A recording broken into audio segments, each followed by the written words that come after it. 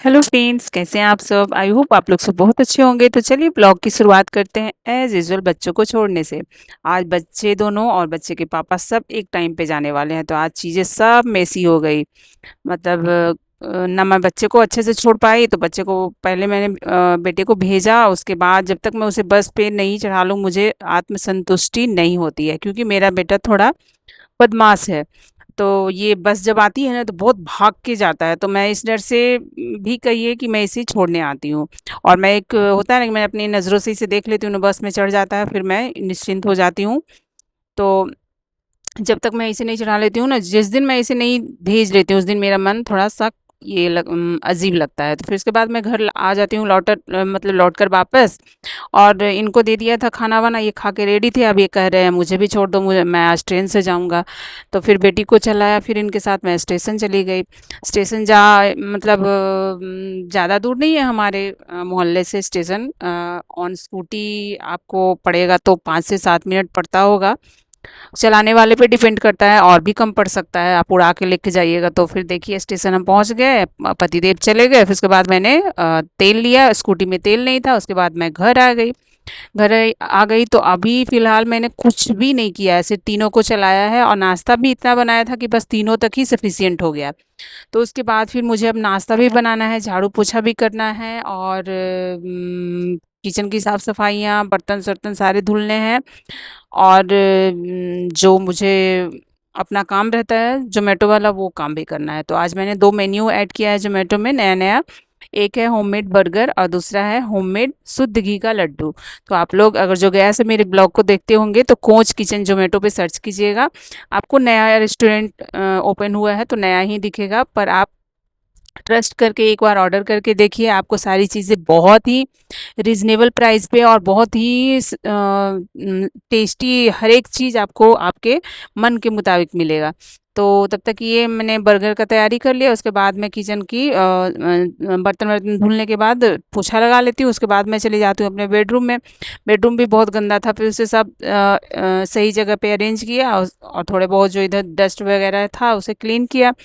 उसके बाद मैं पूरे रूम की झाड़ू पोछा और भी सारे रूम में करने थे मुझे, सारे कर लिए। उसके बाद मैंने सोचा कि मैं तो लेट आज हो ही जाऊंगी, पहले सासू माँ को तो नाश्ता दिलाऊं, कम से कम वो तो टाइम से खा ले। तो फिर उन्हें मैं कद्दू दाल देकर मैंने कद्दू बनाया था, और रोटी और कढ़ी और मिर्ची जो भुना था ना वो था। फिर उसके बाद मैं नहा ली, नहाकर मैं चली जाती हूँ छत पे सूर्य भगवान को जल अर्पण करने के लिए, और मंदिर में पूजा करती हूँ। मेरा मंदिर मतलब मंदिर जो है ना वो 4th फ्लोर पे है।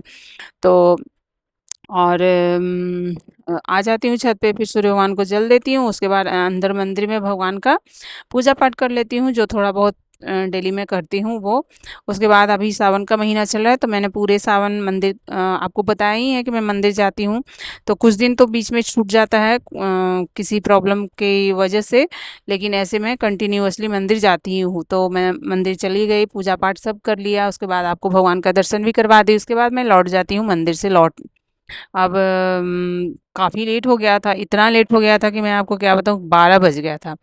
तो अभी गर्मी का दिन है ना, तो थोड़ा मन खराब हो जाता है ज़्यादा लेट हो तो। लेकिन अब पूजा भी नहीं छोड़ सकते हैं, काम भी नहीं छोड़ सकते हैं। ऐसा स्थिति है कि मतलब सारी चीज़ें आपको करनी है और उसे मैनेज करना तो है। तो उस तरीके से भगवान का प्रणाम करके भगवान को, और मंदिर से मैं निकल जाती हूँ अपने घर की तरफ। तो अ बीच में मुझे ये पाइनएप्पल बेचते हुए एक भैया दिखाई देते हैं, तो वहाँ से मैं कुछ पाइनएप्पल ले लेती हूँ। बस 2 स्लाइस ही लिया है, क्योंकि अभी सीज़न है ना पाइनएप्पल का, तो खाना चाहिए, पेट अच्छा रहता है। उसके बाद मैं घर पहुँच जाती हूँ। घर पहुँचती हूँ तो फिर सारे सामान रखती हूँ। उसके बाद सबसे पहला काम रहता है नाश्ता करना क्योंकि इतनी तेज़ ज़ोरों की भूख लगी रहती है।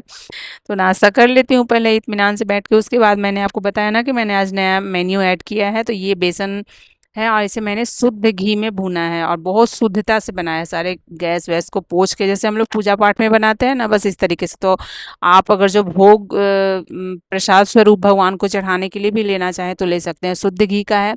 अंदर में काजू पिस्ता और बड़े वाले बादाम को क्रश करके मैंने अंदर में भी डाला है। और बहुत टेस्टी मैं लड्डू हमेशा बनाती हूँ, ये एक्सपेरिमेंट नहीं है। मैं कोई भी फेस्टिवल रहता है तो कोशिश करती हूँ कि जब टाइम रहता है तो मैं खुद से लड्डू बनाकर और अपने भगवान को भोग लगाऊँ।